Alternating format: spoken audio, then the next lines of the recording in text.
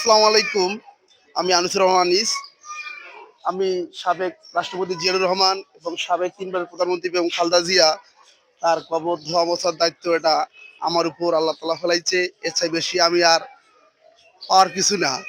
আমি মূলত সকাল ৬টা থেকে রাতের ১২টা, ১:৩০, ১টা পর্যন্ত আমি দেখতেছি না অসংখ্য মানুষ আসে। অসংখ্য মানুষ আসে দেখার জন্য।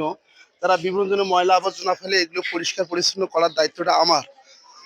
দেখতে পাচ্ছেন আপনি অনেক মানুষ এখানে আছে, অনেক ধরনের টিস্যু বোতল বিভিন্ন ধরনের খাদ্য ফেলে, এগুলো পরিষ্কার আমি করি। মূলত সাবেক প্রধানমন্ত্রী এবং খালেদা জিয়ার কবরটা ধোয়া মোছার দায়িত্ব যে আমি পেয়েছি এবং কবর খুঁড়ার থেকে আমি যে আছি এর চাই আমার সৌভাগ্য মানুষ আমি আর নাই। ঠিক আছে।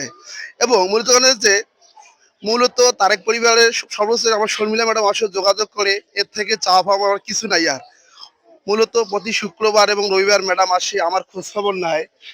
আমি খুব আশাবাদ এবং খুব আনন্দিত, দুঃখিত। আমি আরেকটা জিনিস দেখাচ্ছি আপনাকে। আরেকটা জিনিস দেখেন কত সুন্দরভাবে পরিষ্কার পরিচ্ছন্ন রাখি এবং মানুষজন আসে, এখানে খুব ভালো লাগে। প্রতিদিন হাজার হাজার মানুষ আসে ম্যাডাম এবং সাবেক রাষ্ট্রপতি জিয়া রহমানের কবর দেখার জন্য।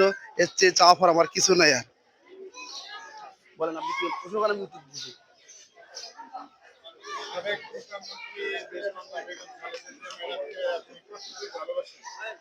আমি অনেক ভালোবাসি, কারণ আমি গর্বিত।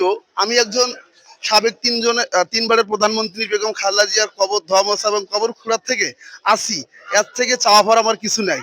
মূলত আমি সকাল ৬টা থেকে রাতের ১২টা, ১টা পর্যন্ত এখানে আমি থাকি। এটা আমার খুব একটা গৌরব। ঠিক আছে। এবং এটা আমার পরিবার থেকে আমার গৌরব।